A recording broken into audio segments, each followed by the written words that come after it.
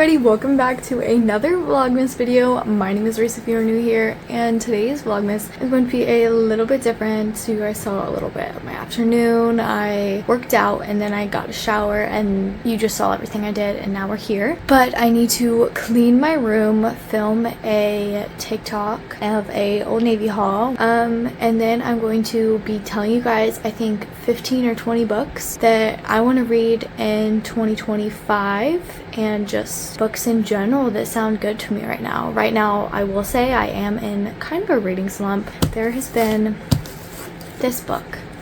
I will finish this by the end of 2024, but this book has been sitting on my bedside table for probably almost a month now because I want to get back into reading. I used to love reading. I could probably finish like a 500-page book in like 5 hours, so let's just put that out there. But I really want to get back into reading, and I'll talk to you guys a little bit more about that later. But yeah, here's a time lapse of me cleaning my room.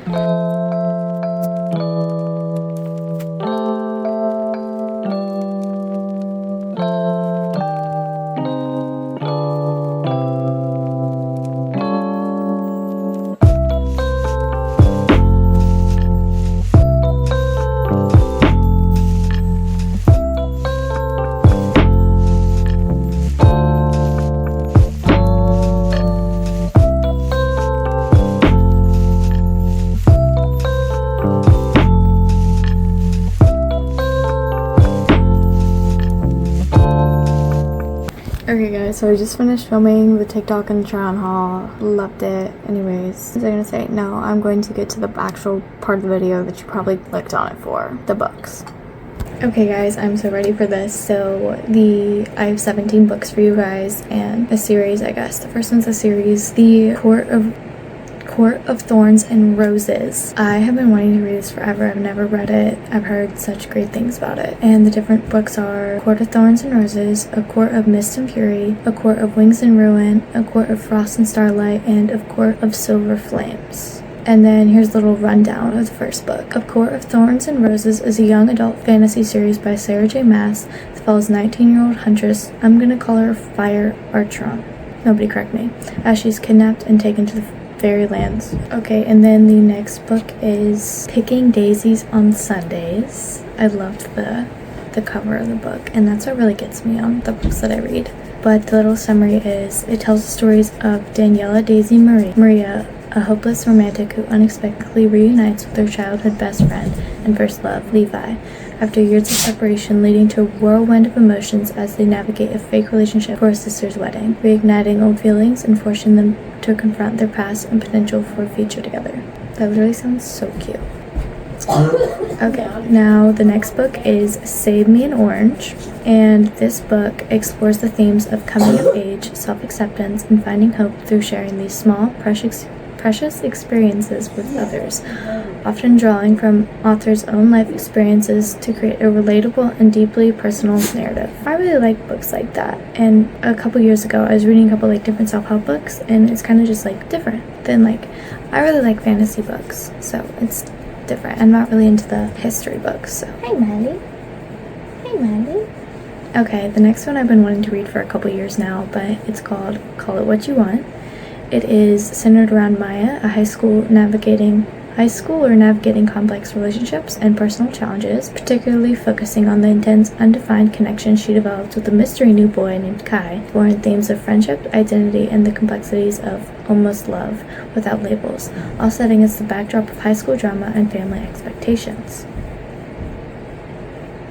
Okay, number 5, Daughters of Olympus. I love, the kind of books. I have a bunch of the Olympus books. Heroes of Olympus, the Percy Jackson series. So good. Okay, and the summary is, once the goddess of spring loved the world and the humans who inhabited it. After a devastating assault, though, she becomes a shell of herself. Her only solace is her daughter, Persephone. A balm to her mother's pain, Persephone grows among wildflowers, never leaving the sanctuary Demeter built for them. That's so cutie. It's such a cute little story. Okay. And then the next one is called The Devil You Know. It is about Dr. Jane McGill, who has a seemingly ideal life with a loving husband, great job at the VA hospital, and an adorable daughter. However, she begins to wonder what life would be like if she had chosen differently after she breaks up with the sexy... Molly, come here. with a sexy vascular surgeon she dated a decade ago to marry a nice software engineer. So, okay, so the next movie is in the title. The next book that I've also been wanting to read for a while is called Nothing Like the Movies. The main characters, Wes and Liz, find themselves navigating a second chance at love after Wes abruptly left their relationship to deal with family tragedy, leaving Liz heartbroken and hesitant to rekindle their romance as they both navigate college life at UCLA. Wes is determined to win Liz back, but she's built walls around her heart, forcing him to prove his love through thoughtful gestures and genuine change. Well, we all know they end up in the end, so. Number 8 is called Spark of the Everflame. Again, the cover got me with this one, and again, I don't know how to pronounce these names, so I'm just going to call them what I want to call them. Dean Bellator this is the summary. Dean Bellator discovers a dangerous secret about her past and uncovers a web of mysteries. Period. Okay, and then the 9th book is Everything I Never Told You, and this tells the story of the Lee family, a Chinese-American family living in the 1970s Ohio, who are thrown into chaos when their middle daughter, Lydia, is found dead in a local lake. As the family grapples with her death, they are forced to confront long-held secrets and the complex dynamics within their relationships, exploring themes of identity, family dynamics, and the impact of racial prejudice. I'm from Ohio, so I love when stories use Ohio. Okay, and then for number 10, we have The Lonely Stories. This is another one of the personal essay books, and it is a collection of personal essays edited by Natalie Eve Garrett, where a diverse group of renowned writers explore the complex experience of loneliness, solitude, offering candid perspectives on the sometimes painful yet occasionally liberating aspects of being alone, aiming to challenge the stigma surrounding this emotion by sharing their personal narratives.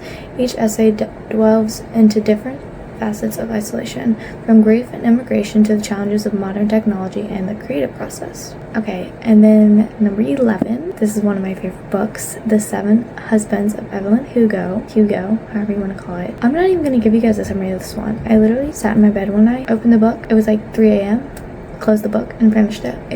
It's too good, and if you haven't read it already, what are you doing with your life? Let's be honest. Okay, and these next 2 books are books that I've actually already read, but number 12 is Happy Place, and it was so good. I think I read it over the summer, but I loved it. And this book tells the story of Harry and Wynne, a couple who have recently broken up but decided to pretend they are still together during their annual vacation with their close friends at a cottage in Maine, which they consider their happy place. As they navigate this charade, they must confront their past relationship, personal struggles, and the complexities of their friend group while trying to figure out what their future holds together or apart. Okay, and then number 13, again, I read this one. It is me favorite book. It is me favorite book of all time.